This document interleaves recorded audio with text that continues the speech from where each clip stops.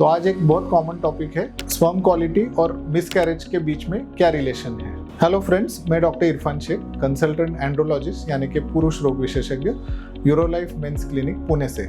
जैसे कि हम लोग जानते हैं कि आजकल इनफर्टिलिटी का परसेंटेज बहुत बढ़ते जा रहा है। इसमें स्त्रियों के साथ पुरुषों का भी कंट्रीब्यूशन इक्वल है। ऐसे नहीं है कि इनफर्टिलिटी सिर्फ महिलाओं की वजह से ही होता है या उनमें प्रॉब्लम्स है उसके वजह से ही होता है। पुरुषों में सबसे इंपॉर्टेंट फैक्टर है स्पर्म का क्वालिटी। अगर आपके स्पर्म की क्वालिटी अच्छी रहेगी तो मिसकैरेज की रिस्क कम हो जाती है, हेल्दी प्रेगनेंसी कंटिन्यू रहने का परसेंटेज है, चांसेस है, वो बढ़ जाते हैं। स्पर्म का क्वालिटी किन पैरामीटर्स पे मेजर किया जाता है या स्पर्म के कौन से फैक्टर्स है जो आपके मिसकैरेज की रिस्क बढ़ा सकते हैं। स्पर्म क्वालिटी का एक इम्पॉर्टेंट पार्ट है ऑक्सीडेटिव स्ट्रेस, यानी कि जैसे बॉडी में कोई भी स्ट्रेस रहता है वैसे स्पर्म में भी फ्री रेडिकल इंजुरी का चांसेस रहता है। तो नॉर्मली ये एक डिफेंस मैकेनिज्म के लिए रहते हैं, स्पर्म में इन्फेक्शन ना हो इसलिए रहते हैं। बट अगर वो ज़्यादा रहेंगे तो इसकी वजह से स्पर्म की जो डीएनए रहता है, जो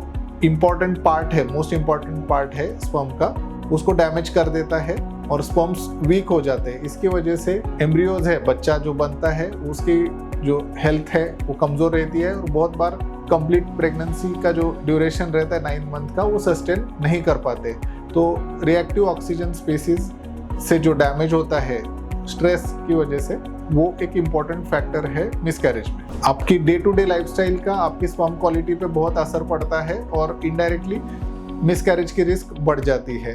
इसमें कौन से फैक्टर है? फर्स्ट फैक्टर है ओबेसिटी। अगर आप ओवरवेट है, आपका बीएमआई बहुत ज़्यादा है, आप फिजिकली बहुत एक्टिव नहीं हैं, तो बॉडी में फैट का जो परसेंटेज है वो बढ़ जाता है और फैट की वजह से जो ऑक्सीडेटिव स्ट्रेस जैसे हमने पहले देखा जिसकी वजह से डीएनए डैमेज होता है वो बढ़ जाता है। और ओबेसिटी दूसरी और बीमारियां जैसे heart, brain stroke, sperm quality पे भी निगेटिव असर करता है और उसकी वजह से मिसकैरेज की रिस्क बढ़ जाती है। स्मोकिंग की वजह से भी बॉडी में स्ट्रेस बढ़ता है और उसकी वजह से स्पर्म क्वालिटी अफेक्ट होके मिसकैरेज की रिस्क बढ़ जाती है। एक इम्पॉर्टेंट फैक्टर है एज।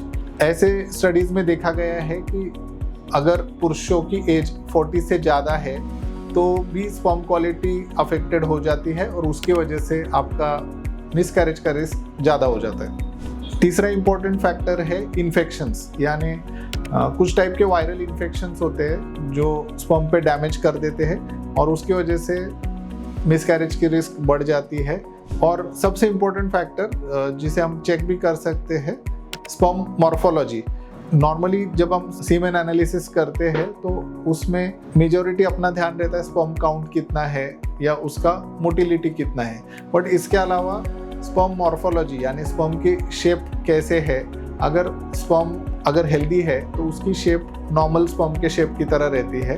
बट अगर इरेगुलर शेप है, कुछ स्पर्म्स को हेड डिफेक्ट रहते हैं, कुछ स्पर्म्स में टेल डिफेक्ट्स रहते हैं, तो उनको एबनॉर्मल मॉर्फोलॉजी बोलते हैं। बेसिकली सामान्य भाषा में उनका शेप इरेगुलर रहता है, जो नॉर्मल हेल्दी स्पर्म का शेप रहता है उसमें और इनमें फ़र्क रहता है। तो ये एक स्पर्म वीक होने की एक निशानी है।